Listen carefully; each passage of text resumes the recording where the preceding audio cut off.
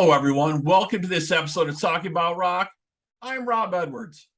Well, each week we try to bring you different bands from around the globe. Today, we're so happy to have with us some local guys from Nashville, some up-and-coming rockers. Please welcome to the show, Chris, Keith, Steve, and Dave from Blackwood. How's it going, guys? Hey, how's it going, man? Doing well. Thanks for having us. Excellent, excellent. Yeah, so glad you guys could take the time. I know you're busy and stuff, but so give our audience a little bit of filling in history of how this all started out. I guess it originally started out as just a studio project, right? Yeah, really, it kind of started with I guess Keith and I in 2020 couldn't stand it, so we just kept getting together. Everybody was in isolation from COVID. It was like right at the beginning of the shutdown. Right. So like 2 months into it, I was literally going crazy. And I'm like, I've been playing with this guy for 15 years. We're best friends. Why are we playing? Right. So I text him and he's like, yeah, come over Tuesday. So we just started just banging out ideas left and right. So I don't know. It might have been a good thing because we had a ton of ideas that came out of that, which ended up as a lot of these songs. Well, yeah. So I mean, we did all that, but then we were like, all right, we got to get a band together. Yeah. Right. You got to have a band together. Right. It's like, hey, this is really cool. So let's. What was weird is we were talking about trying to find singers and pitching it to people, and they were like, it's not my thing. It's not my thing. Okay, whatever. No big deal. If you don't want it, we don't need it. It's all good. But then I posted on your Facebook. No, you text me or something. I messaged you. I was in the studio. Yeah, I was in the studio with a different band recording their stuff, and I was like on a break, and I was like, oh hell, okay, all right. That'll work. That sounds for you right now. I just sent a Dropbox link to him right then, and then like literally, I think 45 minutes max later, he had sent me the files. Now I put it together backwards, honestly, but he had already had it all back to me. And when I put it back together, I was like, holy crap, we liked it the wrong way. So Chris, were you performing with someone else at the time, or you were just freed up and you saw that posting? So at the time, I was in a kind of a heavy metal band. I have a lot of roots in heavy metal, and we were kind of on the tail end. We weren't doing a lot, and like David said, I messaged him. He had done some other project, and I was like, if you ever need a feature, I can play guitar, I'll come sing. And he sent me those tracks. And it's actually funny, those tracks turned into Inundated One, the first single that we released that actually just got played on the Chattanooga. It was at 95.7. Is that right, David? Clarksville, radio station. But he sent me that. I absolutely adored the tracks that him and Keith had put together with Steve. And I wrote lyrics to it, wrote the melody, sent it back. We pieced it together after a couple back and forth. And I was like, actually, that part goes here. And it became, I think, untouched as Inundated One. We just re-recorded the tracks, with us as a group afterwards. But it was kind of serendipitous the way that we all kind of got together. He said, hey, do you want to come jam sometime? And I was like, I got nothing going on. I will come jam. Do I need to bring my guitar? Right. I got nothing but time right now. Yeah. Nobody knew he was bringing a guitar either. I was manipulating this whole thing. He's the puppet master behind the scenes. Excellent. So Chris, it was good though. It really worked out because I haven't played with another guitar player in forever. Because us three were in a band before, and it was just the three of us, and someone else. But but wondering what the dynamic would be, and it was like almost instant. Everybody just kind of clicked. And I'm like, okay, it's one of those moments where that night, oh, we got to keep doing this. Yeah. And I was in the same boat as Keith there. I'd been playing for about 15 years, and I'd never found a guitarist that you really find that moment where it's just like, yes, we click, we mesh.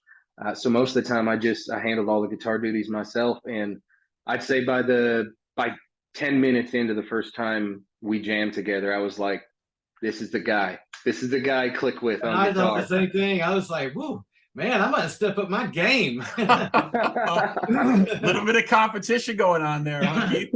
So are you guys not sharing really. lead We're duties, or are friendly. you going back and forth, or you're somebody's mostly rhythm, or how's that working? No, We no, share I it got pretty the answer for equally. this. I got the answer. Oh, there's a different answer. It was co-guitarist. I think that's Okay, all right. I think Co-guitarist. that's a really cool Yeah, term. that's pretty cool. Co-guitarist.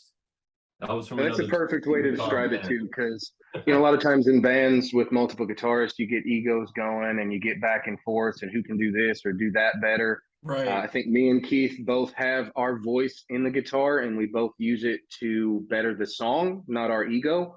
And I think that's really what makes what we do special. We're not fighting over solos. We're not fighting over the way we phrase solos. We look at it from the point of view of what can we do to make the song better. Yeah, Yeah, I've it's heard that really- from lots of musicians, really, and they really look for that, in a musician to see if they're playing to the song and they're just not playing to highlight themselves, right?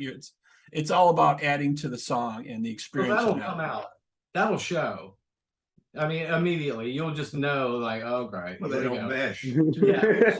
Mesh Yeah. is terrible. Yeah, it's the worst. A So long night. we try to balance it out, and it's really not even a conscious decision of balance, and it just happens. We know each other's space, and that goes for just everybody in the band and how they work. So Yeah. When we're jamming, a lot of times one of us, if we're coming up on a solo, if it's a song that we haven't written yet, we'll get the proverbial nod. Just you take this one, or back and forth. Or whatever. Or like on our newest one, it's like, oh no, let's just trade every bar. Every 2 bars they're trading off. It's Yeah, kill- like 8 times. badass. Like, Yeah, it's all unreal. right. It's really, Yeah. really fast transitions back and forth between the two of us. That was, I think, Keith came up with that idea as we were playing around with it. Something you don't really decide. see a lot anymore. Yeah, we couldn't decide how long the solo length needed to be, so we just kept doing one bar per each. Let's just do it this way. We haven't done it yet. Might as well. Yeah. Right. Well, it's definitely an outstanding track for sure. As a lot of the stuff you guys are coming out with is amazing, for sure. Thanks. We're definitely going to play some video for that from you guys playing at the Ext-In there in Nashville. But I wanted to go around the horn here real quick and just talk a little bit quick about influences for all you guys, and then we'll check out that video. So let's start with Keith. Who would you say would be your musical influences as you've been playing through the years? Well, I'm old school. I like a lot of old school metal. So I was raised on Eddie Van Halen and Randy Rhoads and, people like that. I have a love for Neil Schon of Journey. I just think he's an amazing guitar player. And I think he's way underrated. He is amazing. He really is. And I just admire his playing a lot. But I like a lot of old school metal, but I do like some jazz too. And I like listening to blues and old school country. You got to get a little influence all around the circle, right? You can't just be one area, right? Yeah, and it's really good. And I'm not going to sit here and admit that, or say that I listen to country music all the time, but if it pops up in my playlist and it's just a random song like Marty Stewart or something like that, I'm going to listen to it, because I love Marty Stewart. He's the best. But anyway, I more hard rock metal, but I do like some other stuff too. So. Okay, so Steve, what about you? Who would you say are some of your influences? I would say, as far as rock, I'm going to have to go with Geezer and Getty. Oh, you can't go wrong there at all. Because Geezer, he's got that nasty tone. Oh, he's amazing. And, he's like the Titanic coming through your living room. And Getty, for the prog stuff, he's just killer bass player. But outside of rock, Jaco Pastorius was a monster bass player. If you're a bass player and you listen to Jaco, you may want to quit. And then I would have to say, as far as just development as an all-around musician, my hero as a bass player would have to be Joe Osborne from the Wrecking Crew. Nice. Taught me how to play songs, not to show out, just how to support a song. You know, he's played on 100 #1 singles. So Yeah. pretty good dude to check out. Definitely. So, Dave, what about yourself there? What would you say were Oh, some of your man, influencers, stuff you had growing up? Stuff I had going on, I would say my father was in music a lot when I was growing up. That was a big deal. So that was like music in the home. That whole thing impacted it a lot. And I guess drummer wise, early on was Lars. I mean, a lot of guys, drummers, whatever, went through that. Not went through it, but you know what I mean. That was a phase. And then more recent, There's the speed metal phase, right? Yeah. And more recently, it's been I don't know. I go back to John Bonham so much. Like you can't beat that. And then Everybody has tried for sure. Tommy Aldridge is just nutty. You know what I mean? You told me once Matt Sorum, and I agree. I like Matt Sorum too. I mean, there's too many to name. I mean, I went through pop punk and metal and all this stuff. I like it all. So it doesn't really. I don't know. Like everybody said, I get influenced by too many things. Yeah, you definitely hit some huge ones there. You got to be like a sponge. Yeah. Right. Tommy Aldridge for sure is still amazing. He's still out there doing it. You know. Yeah. So It's my favorite rock drummer or metal rock drummer. very cool. So Chris, let's end with you here. And what would you say some of your influences are? You talked a little bit about you came from metal and things like that, but you got a nice unique voice also in all the songs, a nice unique sound as well. So what would you say influenced some of that? So vocally, my biggest influence is Chris Cornell, followed by Miles Davis, or not Miles Davis, Miles Kennedy. I do like Miles Davis quite a bit, though. He's a trumpet player, man. Chris is our trumpet player. That's okay. We're not live, but I'm keeping it in. Keep it in. But Miles Kennedy and Chris Cornell are probably the two largest vocal inspirations for me. Definitely Chris Cornell. But early years, Metallica was my life. So James Hetfield, especially on guitar, he was my idol. Kirk Hammett, Dave Mustaine. Then I got into Paul Gilbert, John Petrucci, things like Mr. Big, Racer X. Yeah, love Mr. Big. Yeah, we spoke to Billy Sheehan a while back. Love Mr. Big. Yeah, love me some Mr. Big. But I've been on a long journey. I started with Metallica and Megadeth, and then after I learned basically their entire catalog on guitar, I moved on to things like Stevie Ray Vaughan and Jimi Hendrix. And once I did that for a little while, I started getting into little heavier things like Slipknot is one of my all-time favorite heavier bands, or if you'd call them a new metal band, they're one of my favorites. Newer metal, yeah, for sure. Mm-hmm. And then recently, I've been listening to a lot of bands like Periphery. Their single Blood Eagle they released a few years ago.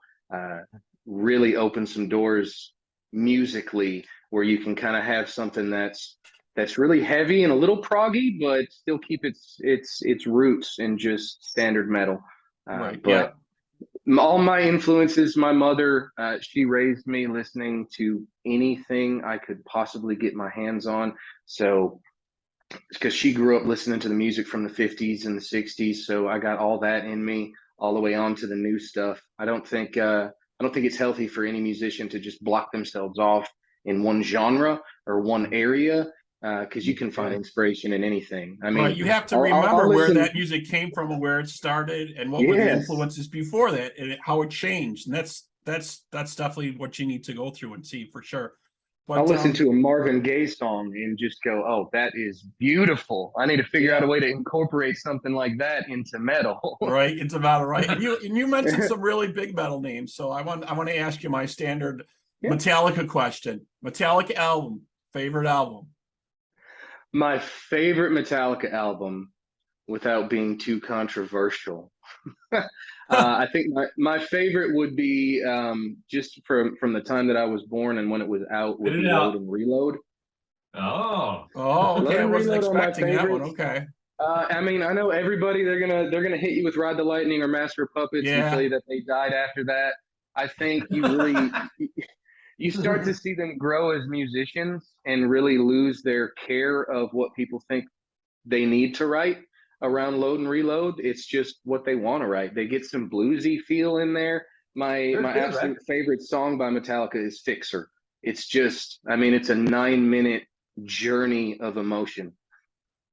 Great, great. And one last thing. So you brought up Megadeth as well, and you guys know Steve Libby from Lost Circus. He's huge Megadeth fan. You know, I think he goes to like everything that has Dave Mustaine's name on it. He's going to check that out pretty much. You know, but did you guys catch the show out there when they played? I did. I was with Lamb of God and In Flames and Trivium. It was an amazing show, start to finish, all 5 hours of it. Excellent, excellent. So, like I was saying, we want to play the live video for "Lose It All." And Keith, you want to tell us a little bit about this song? Kind of set it up. Yeah, actually, this song's kind of weird, man. It started out in a different key. It was completely a different song. Different tuning. Yeah, different tuning. Yeah, and I told Chris in a text message, I said, I really hate this song. And he replied back, I do too. And I was like, great. Great. So scrap that. Right. So I said, just do some homework and let's just, just bring it up, And so for myself, I can't speak for Chris, but for myself, I was playing that thing and playing it and playing it and playing it. And I just could not come up with anything that I liked until I tuned my E string down to D and just turned it down. I was like, hey, this kind of sounds cool. And then we all got in a room with it. It was like, hey, and then we just built off of that. Excellent. Definitely an outstanding track. And let's take a couple quick pause here. We'll play some live video for that for you guys playing "Lose It All" on Talking About Rock. This is called "Lose It All."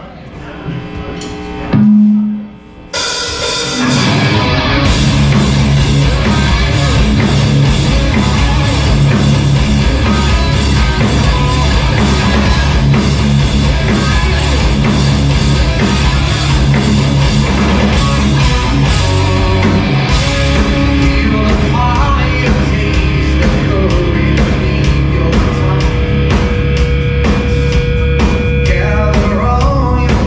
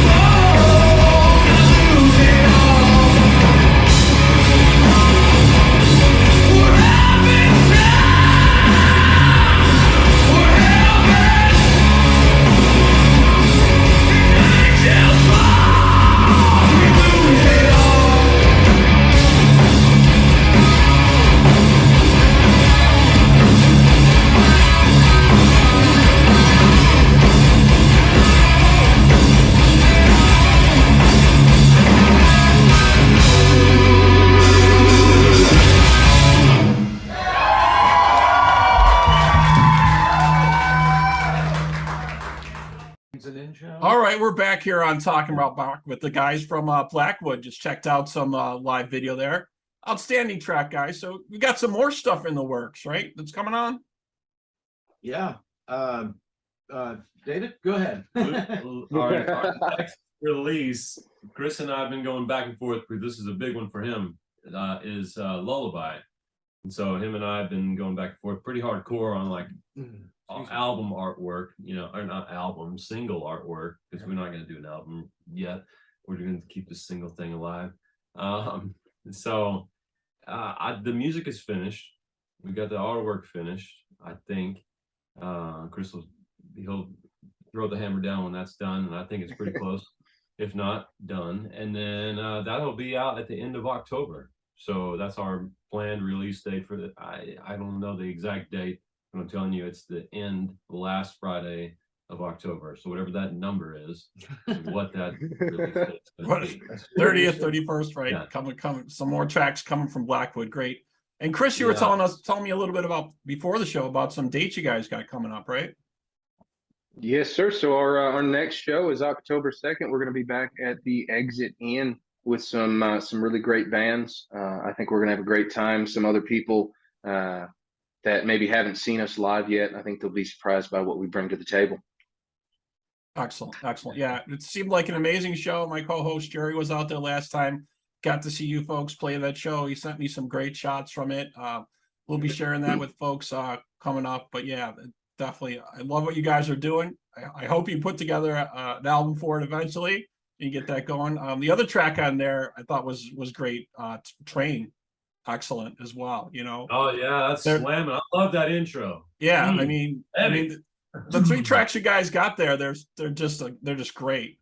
You know, I think we're gonna turn some heads in a pretty big way with the next single.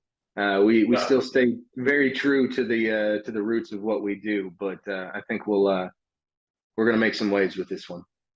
Great. So Keith, if folks want to know more about you, where should they check you out? Should they check you out on Facebook or just on the streaming services? Obviously, as they can see in the background here, you guys are available on all the streaming services, but we have a Facebook page, facebook.com/ Blackwood Music, right? Oh, music, yeah. The website is blackwoodrock.com. You know, it's funny. The story about this is you can't just name yourself Blackwood, because it could be a place. So Yeah, It is a allow place. us to do- It is a place. Why? Where? I'm just saying we're Blackwood. There's actually- I'm sure there is one. Which Yeah, is I kinda think where there's the a name bar came called from. Blackwood, actually. Yeah. Yeah, but they wouldn't allow us to just choose the name. So it's kind of confusing. Blackwood Music on Facebook. Yeah, blackwoodrock.com is the actual official website, and we have a store on there, merch, anything that's going on in the band gets posted on there. Yeah, right. So I got the cool merch. I love the logo, guys. It's great, definitely, for sure. Yeah, it was a little difficult finding some of the stuff on there, but obviously on the streaming services, you guys are the only Blackwood on there. So Yes. That's what we want. That's what counts. Right. Exactly. All right, so cool. All right, well, thank you guys so much for stopping by and chatting with us about your new tracks. We look forward to the other stuff coming out. Sounds great. Keep it rolling. And if you folks out there want to know more about us, you have questions or comments, please feel free to email us at talkingaboutrock@gmail.com. Like us and follow us on Facebook, Instagram, and Twitter. And as always, for this interview and others, you can catch the video on YouTube, but now you can catch our podcasts on all the streaming services. You name it, we're on there. Amazon, iTunes, iHeartRadio, Deezer, Spotify. You can find us all over the place. All right, guys, thank you so much for being with us tonight. Really enjoyed it. Thank you, man. We appreciate it. Appreciate it, man. All right, man. Have a good night. All right.